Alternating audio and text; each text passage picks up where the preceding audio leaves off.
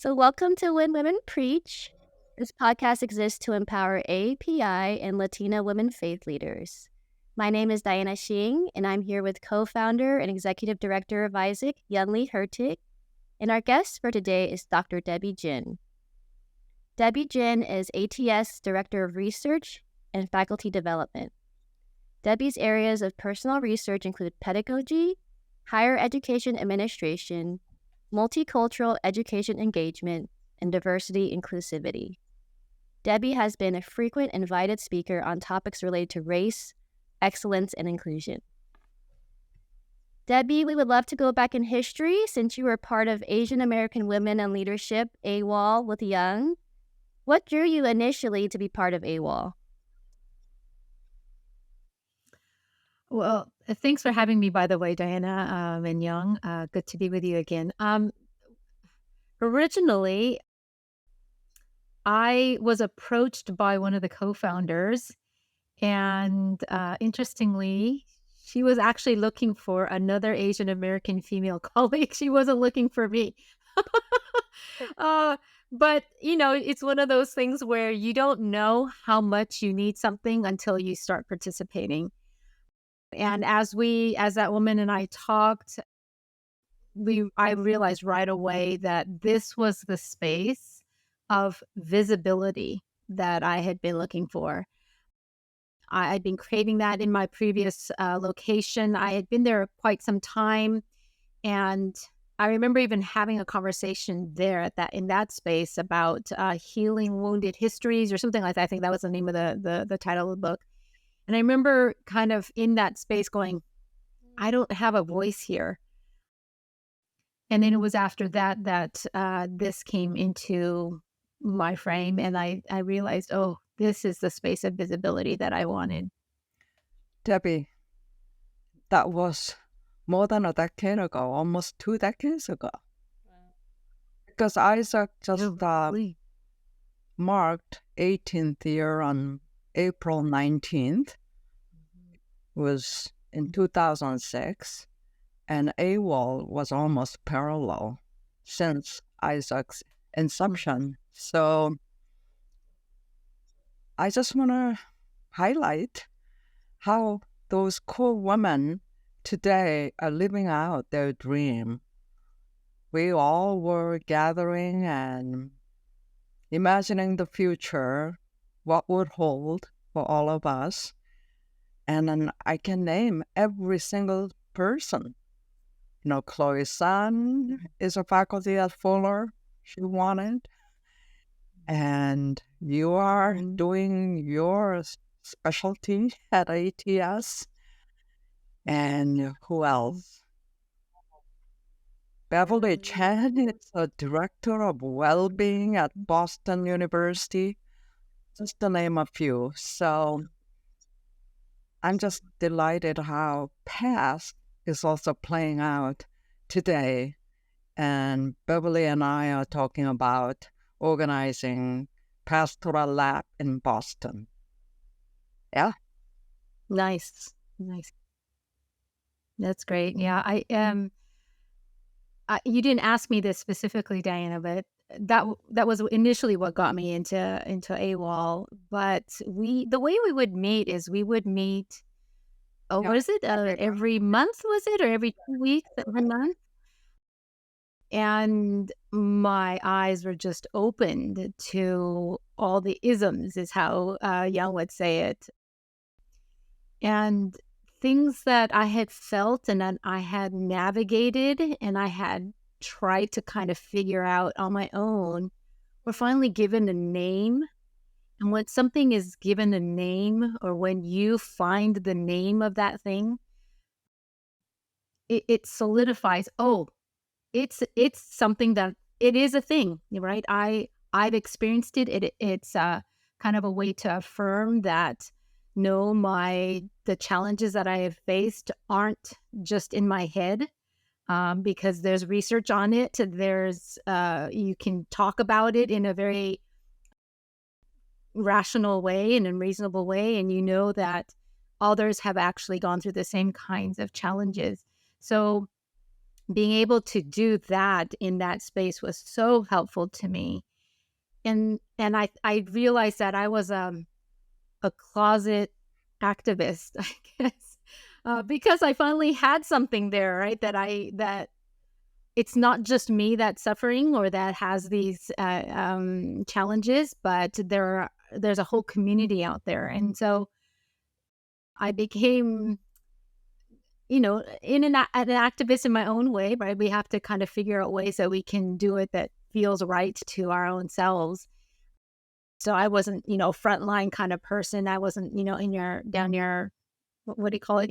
I wasn't in your face kind of, but I my version of it was stay where you are, be part of the system, and then help to change it internally. But again, I would not have even known that that's what I needed to do or that that was my calling or my mission had it not been for AWOL. It was so much fun when we had writing project, mirror reflection in light of our favored biblical female figures. And I remember having a gathering as we were presenting it before the book was published. We wanted to solicit feedback before book was bound. Then we edited, right? We worked hard. And all the women who gathered celebrating with us and taking it so seriously and giving us feedback, that memory still holds very powerfully within me. And also your chapter, multivocal identity, through Ruth. You should have also written about Deborah, but you know what? That's part of Pastoral Lab curriculum. And decades later, that was published in 2000, right? Mirrored Reflection. Oh, 2010. Was it? 2010. Okay, And women resonate. Oh, this is what I've been feeling. But it was all lumped and mush in their mind, but somebody named what I've been going through. So, it's as potent today as when we were writing it. So I thank you for that. And that's a great just segue to our next question, which is on your article, Ruth, the identity and leadership from multivocal spaces. You vulnerably shared your own journey as an Asian American woman and how powerful it was for you to understand your own multivocal space. So could you share more about that experience with our listeners? So I had been I had been struggling for almost all my life prior to writing that chapter with a sense of, am I being disingenuous? Because I felt like I was being one way in one place and then another way in another place. We all do some version of that. And it's sort of, I guess it's kind of accepted in certain ways. For example, like how you dress. How you dress when you're at church might be different from how you dress when you're with your in-laws. As far as, how you might dress when, you're at the beach. And those are kind of understood and accepted, but there are other kinds of ways that you show up in a space that may not be considered like, why are you faking it? Or why are you different in this space, in this space, in this space? And so, and in my own kind of education in high school and college, I followed psychology, et cetera. And there are some big name psychologists and identity developmentalists that say self-sameness, ego self-sameness. You have to be the same no matter where you are. Eric Erickson talks about that. Another big name, James Marcia. I reading him, I was foreclosed because I paid too much attention to what my elders, people who are in authority or people who are older than me, I paid too much attention to what they have to say. So in their schema, I remember thinking, I am pathological. There is something wrong about me. I don't fit. If all the curves go this way, mine will always go this way. And because I didn't have a way to name it, I just assumed that that was the right scheme, to apply to my own development. And it wasn't until my PhD program, so that's how long it took. I came across identity developmentalists that basically, I mean, this was one of my main takeaways. I am not pathological because there are other ways to think about how your identity develops. And one of those things was so what's at the center isn't your ego, like Eric Erickson would say. What's at the center is the community.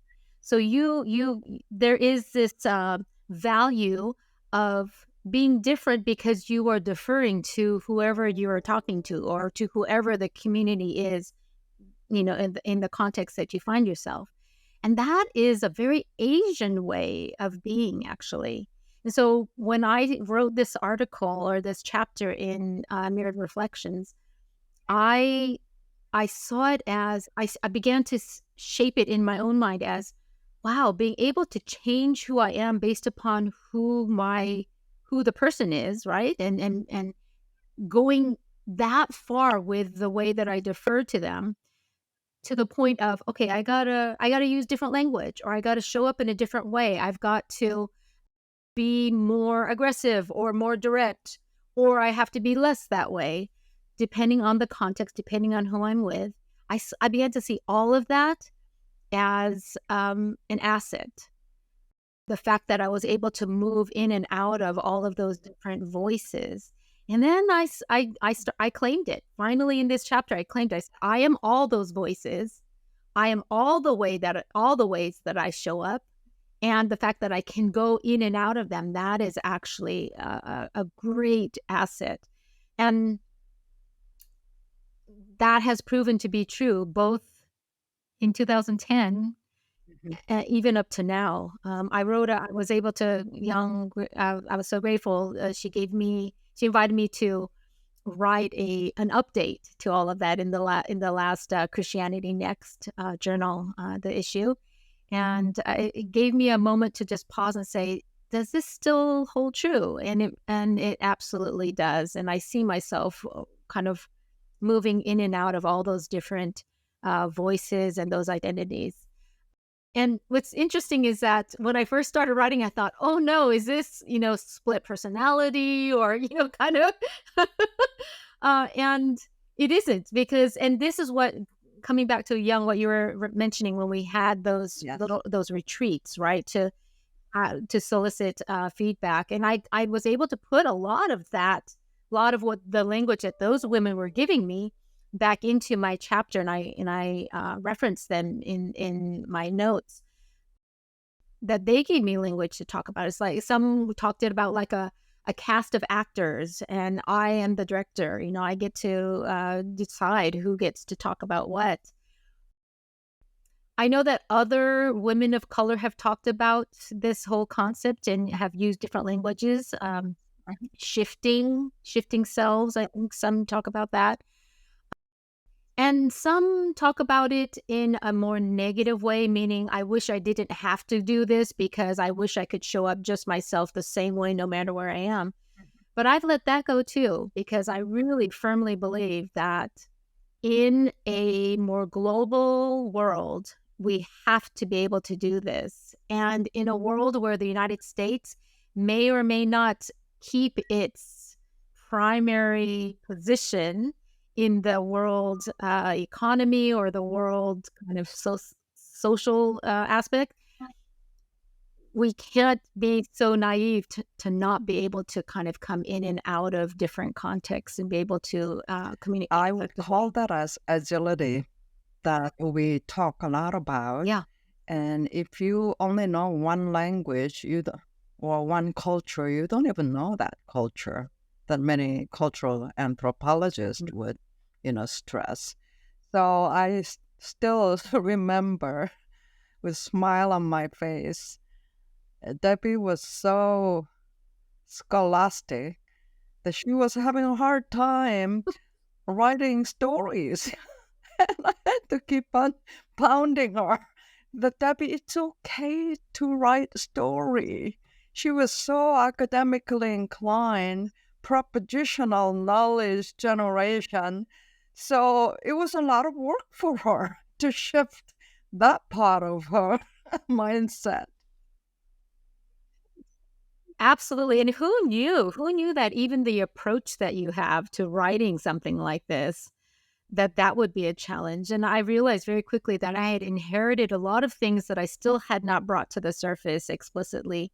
And one of those was that whole very academic, argumentative, just very kind of a certain rhetorical style that it wasn't going to work for this book. And so I really struggled with that.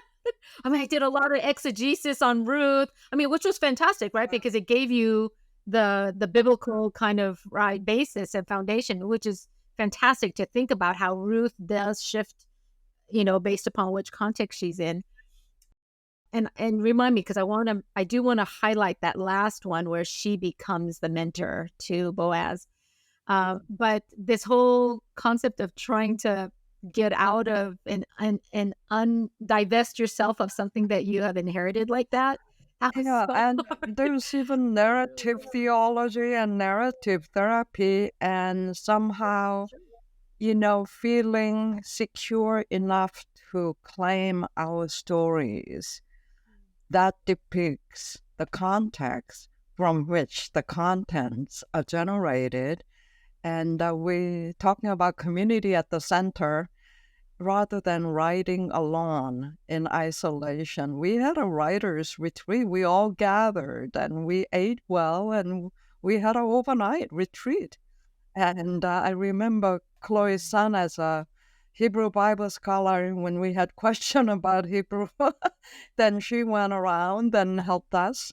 That was a real fun way of writing, and I miss those days. that was excellent. Yeah, absolutely.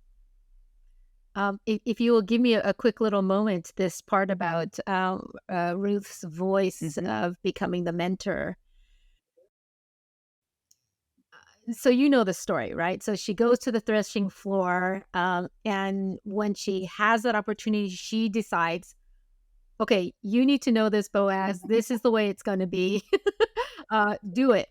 And that's what he needed. He needed kind of an extra push, but also a level of acknowledgement and uh, imagination for something that could be different, right? Because maybe in his mind he was going according to the standard way or the way it has always been. So she gave him an imagination for what could be possible. So that was the last part, and what I was able to add into my this update of the chapter was how I had advocated. So that was for myself, and by advocating for myself, what I meant was I was about to move.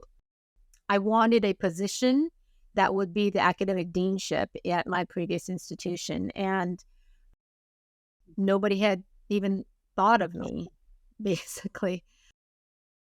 And then when I went to the two that would have to make the decision, I outlined all the reasons why it makes sense. And as you know, it's kind of like the scales falling off their eyes.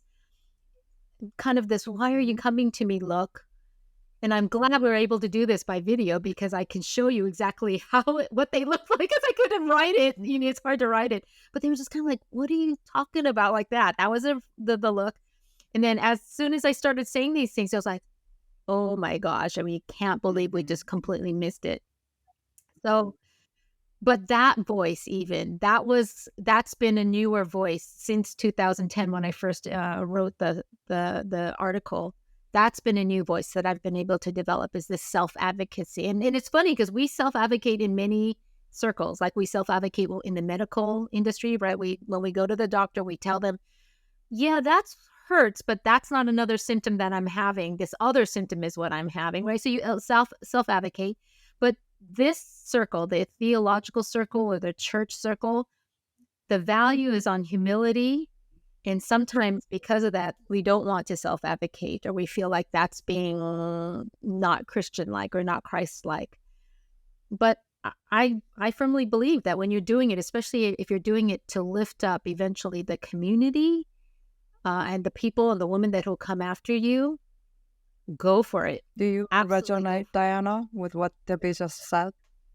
Yes, for sure. I mean, when I read your article on Pastoral Lab, I appreciated your personal story actually because I also had a similar background. I grew up as kind of a token Asian and I just blended into majority culture without ever thinking about my visibility or my voice. And self-advocating is not even, in my purview or language to do. So I was very empowered to hear, hey, someone else I can relate to, and then to see your journey is just inspiring. In our Pastoral Lab cohorts, it's like a time stands still. Everything we covered during AWOL days, it's still happening. It's still resonant. And that's why your chapter matters so much by giving them multivocal identity. And they're not pathological. And that agility and owning, agency as who we are and with no apology.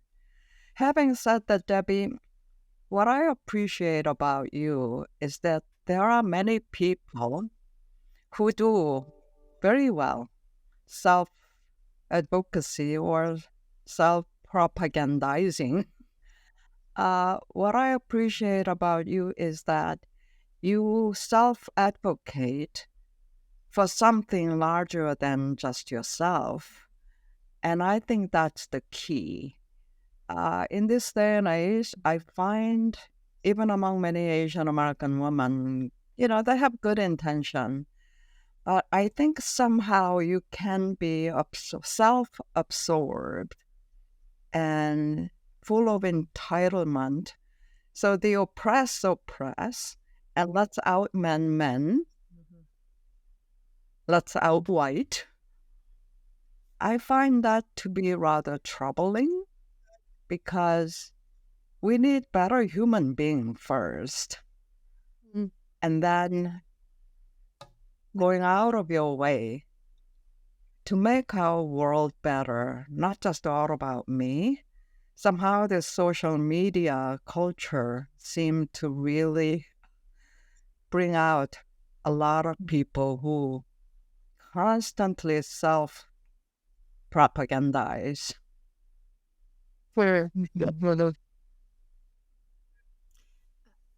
And what's especially disappointing in that, Young, is that we have such an opportunity being part of this community, multiple circles, right? But being Asian, that's a community. We have an opportunity there. Being an Asian woman in ministry or theology, those are such opportunities. They are small communities. I mean, relatively speaking, right? They're small communities. And for us to not help each other, that is just, wow, really? If we don't help each other, it's not going to happen. So that is, and I think I said this in another space with Isaac, that, that you're going to save a buck by not buying somebody else's book. Makes absolutely no sense to me. When we buy somebody else's book, we are basically telling the publishers or the movie producers that there is a market here for this. So we talk about putting your money where your mouth, what is it? Putting your money where your mouth is, or where your heart is, or something like this. Yes, where your heart is. Absolutely. The kinds of small decisions that we make on that regard needs to be part of. I mean, those are indicative of your heart. In other words, your heart needs to be about moving the community forward and helping the community. So I'm get gonna to just a do place. some, self-disclosure here. You were the only one who listened to me when I pleaded. Did you tell other people too then? And I got pushback. Yeah, since Oh, then, interesting. Debbie has been so generously investing in Asian American women's cause. And I deeply appreciate you put your heart with dollars. You've been donating more than a decade, ever since I spoke my heart and I shared with you. I think generosity is something I've been thinking a lot. And I keep remembering how Jesus healed 10 lepers and only one came back and thanked. I spend a lot of time thanking more than ever. And I'm speaking to our listeners. If you benefited from AWOL and Pastoral Lab, and let's say you are now alums, would you spare one cup of coffee cost even $10 during the month of Giving May campaign? I see, unfortunately, in social media, lavish spending spree. But if you can spend $10 during Giving May campaign as an investment, I want to give it back. I want to invest, not just words, but talking your words to, can I invest and make a small, dedication and investment. That is something I want to plead to the listeners. It costs us to produce this, and we do not charge listeners. And I'm in the middle of thinking of asking corporate sponsorship to continue our podcast. The woman in Switzerland, Joy Wang, a World member, discovered that her, childhood friend in Switzerland. Listen to this from the get-go and how impactful this has been. So I want to encourage listeners and participants of the program of Isaac and AWOL, we need investors. There are women-owned, Asian American-owned business, as well. So we would deeply appreciate that. And what do you think as a younger generation, Diana? You've been very generous as well. We're talking about not just money, but time, talent, and resource. Yeah, I think it's exactly what you said, Young, of this, and Debbie too, this idea of thinking beyond your own self, and how when you think about, I'm a pastoral lab participant. I've been for 2 years, and I've been really encouraged because prior to that, I was a pastor at my Chinese church, and I was feeling very alone. Like, I feel like I'm the only Asian American woman pastor. I know very few, and I needed support. I needed a place to have a voice, to feel belonging, feel kind of mentorship. And then my friend Angel, hey, I went on a pastoral lab retreat. And I remember thinking, what's this? I know nothing about it, and I want to be a part of it. This is what I've been looking for, and it exists. And I was so encouraged. Young just let me join right in. And so, yeah, of course, my heart is, as I've been empowered and continuing to be empowered, I think it makes sense to give back. Thank you for helping me. And I would love this to sustain to help more women who might be alone or wondering what their calling is and feeling what sense of belonging or empowerment. So I agree with you. And I think more people should catch that vision of how our dollars can sustain something larger than our own. So the book is serving beyond what we all imagined at the time when we were dedicating to really document as part of emboldening our sense of agency and our identity. And I think it was sort of like a sequel to More Than Serving Tea when I went to their book event. Telling just our stories alone, and that's good. But I think there's a power in hermeneutical approach. As we tell our stories in light of biblical character and connecting that, I think emboldens the stories rather than our own story only. So who would have guessed? I have never imagined that I would be using mirrored reflection as a textbook, and it still matters and it still holds true. So I'm deeply appreciative of our history, shared history together, and how written words have such power beyond time and space.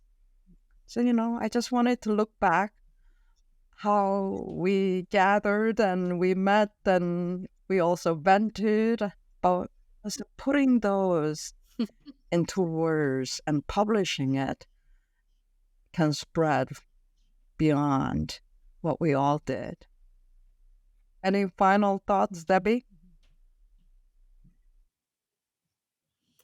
Diana, you had given me another question, but I don't know if you want to go over it or not. It's wrap up question, because I think Young kind of segued into it already, is that we are in the month of May, which is AAPI month. And so Isaac is participating in Give in May, which really helps support the issues and needs that AAPIs face. So I think the question to you in closing is just, what do you think are some of the issues AAPIs face, and how do you think Isaac is really supporting those needs? So I actually, work with Young kind of in an advisory kind of role as well. And so we meet monthly and we talk through things, what they are currently doing for sure. What I think the AAPI Christian communities, Asian organizations need to increase the capacity for women leaders who have increased their capacity. So in other words, she's working with the women leaders, increasing their capacity, their skill, their understanding, their sense of identity, all of that, sense of voice. So she's working with them. What we're finding out is that they then return or try to return back to these Asian organizations. And if those Asian organizations have not increased their capacity to welcome back in these really strong women, where do they get to go from that? And so I think the Asian Christian community will end up losing such great wealth there, right? Such great wisdom, because they don't have the capacity to receive them. So for sure, that is kind of a companion piece that we're hoping to see in the next phase of all of this work. The second is helping all organizations understand much better what they mean by good leadership. And by that, I mean, helping them to think, they need to think more deeply about what they need, not just about what's shiny or what's, what is the frame or kind of the paradigm that they have all inherited generation after generation, that, that person is going to make a great leader because they're shiny, they're tall, they're white, they're probably male, all of this, they're right. That may not be what you need. So, right, sit down and think about it. Just actually figure out what is it that you need in a leader, and be honest about that. And then go find that person or those people with an open mind about what you will need for the future. I want to, yeah. Asians are not. Go ahead. Sorry. Go ahead. Well, so I've already shared my own story about advocating for myself. That's just one example, and I've got many others. But Asians somehow in the public's eye today are not typified as wanting leadership positions. And that just blows my mind, because what does that, I mean, I get it. It's probably from the model minority myth, maybe, who, Asians tend to avoid confrontation. But again, that's just your way of understanding it.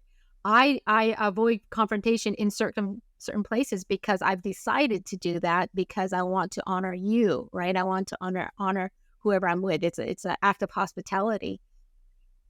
But what are you saying when you say that? Is it, I mean, Are there no leaders in Asia? It just doesn't make any sense to me. Of course, there are people that want to be leaders who are Asians. So, is there a way that all organizations can kind of strip themselves from what they have inherited? All the culture, all the historical, like, okay, a good leader is going to be this. Strip yourself from that and actually start from scratch and say, what is it that we really need, and who might have those gifts and talents? I totally agree with you, Debbie. And I don't want to grow Isaac for Isaac's sake or A1. I think, in fact, I was moved by one of the articles posted on Facebook from Leadership Education, Michael. Lean organization, but build more coalitions. So network more. And I think God is opening that chapter for Isaac. And I've been praying for that. And that capacity building has to come in a way that we Asian American build bigger tent, not just my own big tent. And that comes with characters. Not everybody do practice collaborative spirit. And it comes back to what you shared about self-advocacy. If you don't know how to self-advocate, you cannot advocate for others either. But that has its goal and purpose to be able to work together. Our world issues and the world we live in today is begging us to collaborate and build coalition for something larger than ourselves and our own organization. So for this task, we exist, and we want to welcome all the amazing Asian American women and men and work together to make our life and our world better place. So on that note, I'm an optimist, maybe sometimes miserably optimistic, but imagination has such power. If you don't dream, if you don't imagine, you are stuck. So God continues to stir our stew, and we want to dream bigger for a better world. So thank you, Debbie, for who you are and who you are becoming, and your faithful support and wise counsel. So I learn a lot from you. And thank you, Diana, for stepping in when there's a vacuum. So, Debbie, would you want to just say a sentence or two of why our listeners should consider supporting Isaac Forgiven May? Well, yes. Your money is not your money, bottom line. That money is God's money. So figure out where God is telling you to spend it. Amen. Thank you. Thank you for listening to When Women Preach. We want to thank all the donors and funders who have made this possible. Thank you to all listeners who are tuning in from around the world. We now have more than 6,200 downloads. If you like this episode, please subscribe to our podcast. We are on Apple, Spotify, and Google Podcasts, and have a YouTube channel at Isaac Fellowship where you can watch it via video. Please like us on Facebook and Instagram. We want to hear from you. Forgiven May, if you'd like to support our ministry, please donate to Isaac by visiting our website at isaacweb.org/donate. Thank you so much for listening.